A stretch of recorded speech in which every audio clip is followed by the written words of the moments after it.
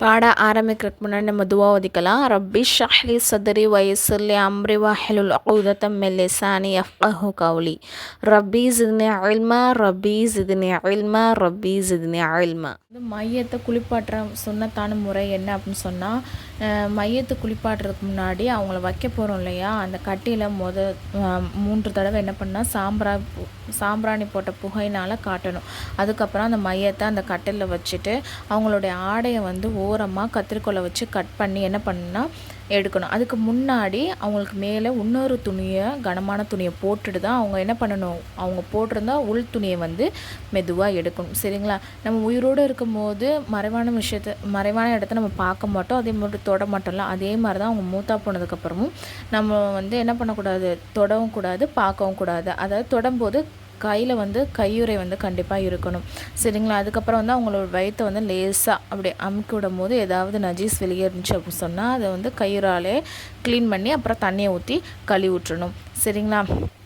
இப்போ வந்து அதுக்கப்புறம் அந்த மையத்தை வந்து உளுசே வைக்கணும். முதல்ல முகத்தை கழுவிட்டு அப்புறம் கையை வந்து முழங்கை உட்பட ஃபஸ்ட்டு வலது முழங்கை, அப்புறம் இடது முழங்கை வேறு கழுவிட்டு அப்புறம் தலைக்கு மசாஜ் செய்யணும். அப்புறம் 2 கால்களையும் கழுவி விடணும் 3 தடவை. சரிங்களா? அப்புறம் பஞ்சு தண்ணியில் நினச்சி பற்களுடைய அந்த ஈறுப்பகுதியை வந்து லேசாக சுத்தம் செய்யணும்.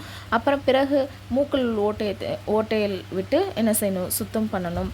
அவங்க அந்த மூத்தா போனவங்க வந்து கடமையான குளிப்பு, மாதவிடாய், பிரசவத்தீட்டு இந்த நிலையில் மூத்தா போனாங்க அப்படின்னு சொன்னால் அவங்களுடைய வாய், மூக்கு அந்த இடத்துலலாம் பஞ்சின் மூலமாக தண்ணீரை வந்து உள்ளாக்க போகிற மாதிரி வைக்கணும். சரிங்களா? அப்புறம் வந்து உடல் முழுக்க வந்து தண்ணீரை ஊற்றணும்.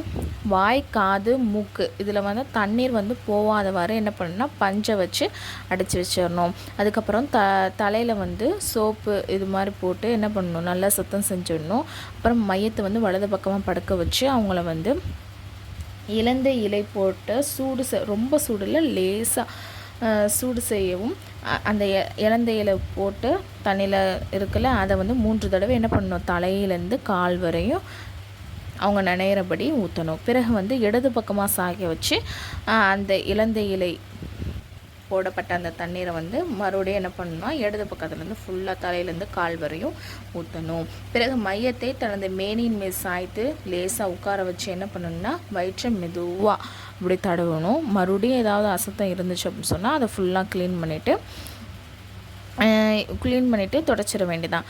திரும்பவும் அவங்களுக்கு குளி செய்யணும், திரும்பவும் குளிக்க வைக்கணும்னு அவசியம் இல்லை. சரிங்களா? அப்புறம் வந்து மையத்தை வந்து வலது பக்கமாக சாய்ச்சி கற்பூரம் கலந்த தண்ணீரின் உடல் முழுவதும் நனையும்படி அதாவது தலையிலேருந்து கால் வரையும் 3 தடவை ஊற்றணும். சரிங்களா? அதுக்கப்புறம் உடலை வந்து முழு உடலையும் என்ன பண்ணணும் அப்படின்னு சொன்னால் ஒரு துணியை வச்சு தொடச்சி விட்டுறணும். சரிங்களா? இதுதான் குளிப்பாட்ட முறை. இப்போ இது எல்லாமே வந்து சுன்னத்தான முறை. சரிங்களா? அவங்க வலது பக்கத்தில் ஸ்டார்ட் பண்ணுறது எல்லாமே சொன்னாலும் அதையெல்லாம் சுன்னத்தான முறை. இப்படி அவங்க குளிப்பாட்டாமல் மொத்தமாக உடல் முழுவதும் நனையும்படி தண்ணீரை ஊற்றினாலும் அதோடைய கடமை வந்து நிறைவேறிவிடும் அப்படின்னு சொல்கிறாங்க. சரிங்களா? மையத்தை குளிப்பாட்டிய பிறகு தலைக்கு வந்து அத்தர் தேய்க்கவும், பிறகு நெற்றி, மூக்கு, 2 உள்ளங்கைகள், 2 கால் முட்டிகள் ஆகியவற்றை மீது கற்பூரத்தை தடவிடவும், சில கஃன் துணி மீது அத்தர் தடவுகின்றன. மேலும் காதுகளின் பஞ்சில் அத்தரை நினைத்து வைக்கின்றன. இவை அனைத்தும் என்னதுதான், மூடப்பழக்கத்தனம். எனவே ஷரியத்து சொல்லப்பட்டதை மட்டும் செய்யணும். சரிங்களா? அந்த தலைக்கு அத்தரை தேய்க்கிறது, அப்புறம் நெற்றி, மூக்கு, இந்த மாதிரி உள்ளங்கை, அப்புறம் வந்து கஃன் துணியில் வந்து லா இலாஹ இல்ல அந்த மாதிரிலாம் எழுதுவாங்க. அந்த வேர்டெல்லாம் என்ன பண்ணக்கூடாது, எழுதக்கூடாது. அதுக்கு வந்து சரியத்திற்கு புறமான செயல். அப்புறம் வந்து மையத்தின் சட்டம் என்ன சொல்கிறாங்கன்னா, மையத்தோட முடியை சீவி விடுறதும் முடிகளை வெட்டக்கூடாது. சரிங்களா? அவங்க எப்படி இருந்தாங்களோ அப்படியே குளிக்க மட்டும் வச்சுட்டு அவங்கள வந்து விட்டுறணும். சரிங்களா? அடுத்து வந்து மையத்தின் உறவினர்கள் குளிப்பாட்டுவதே சிறந்தது.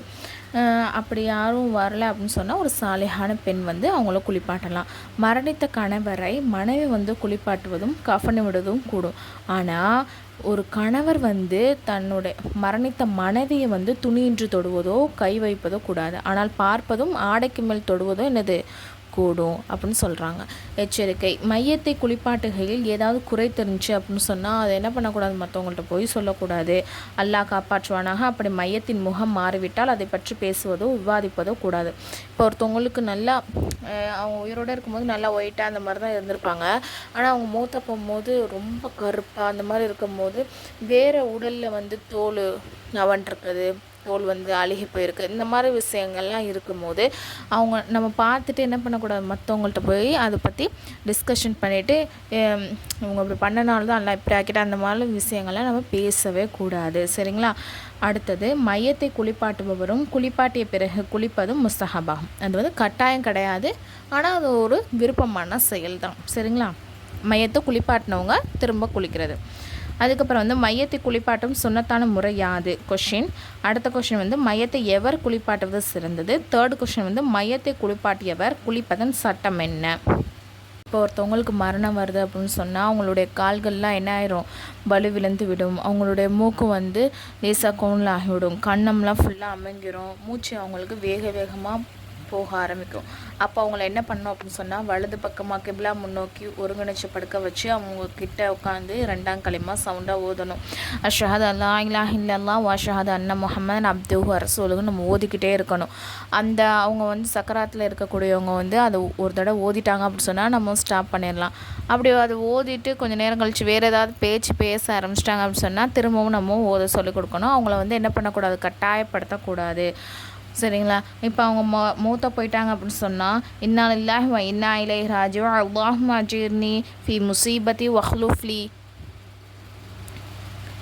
வஹ்லுஃப்லி ஹைரம் மின்ஹா அப்படின்னு நம்ம ஓதணும். அப்போ வந்து அதுக்கப்புறம் என்ன பண்ணணும், அவங்க கை கால்களே நேராக்கி வைக்கணும். அப்புறம் வாய் திறந்து கொள்ளாமல் இருப்பதற்காக துணியை வந்து கயிற்றால் அவரது தாடையையும் தலையோடு அப்படியே சேர்த்து வந்து கட்டணும்.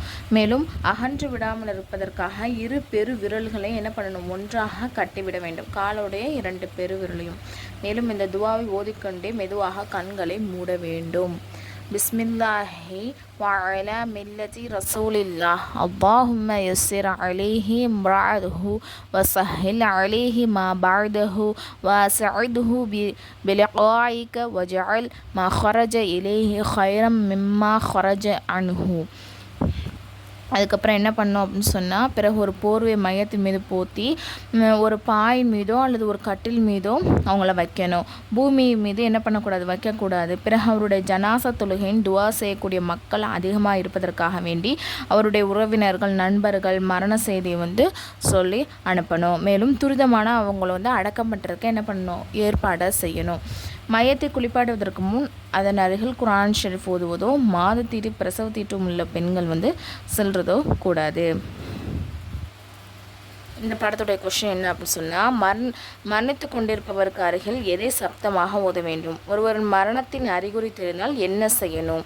மையத்தின் கண்களை மூடும் பொழுது, தாடை கட்டும் பொழுதும் என்ன ஓத வேண்டும்? மையத்தை குளிப்பாட்டும் முன் அதன் அருகில் வந்து குர்ஆனை ஓதலாமா அப்படின்னு கேட்டிருக்காங்க. இது வந்து ஃப்ரீ முஅல்லமா கோர்ஸ். இதில் வந்து நான் சேரன்னு விருப்பம் உள்ளவங்க, அதாவது ஒன்லி லேடிஸ் மட்டும் இதில் வந்து ஜாயின் பண்ணிக்கோங்க. நான் வந்து கீழே டிஸ்கிரிப்ஷனில் வந்து டெலகிராம் குரூப்போடைய லிங்க் வந்து கொடுத்துட்றேன். அதில் வந்து ஜாயின் பண்ணிக்கோங்க. அதில் வந்து டீட்டெயில்ஸ் வந்து இருக்குது.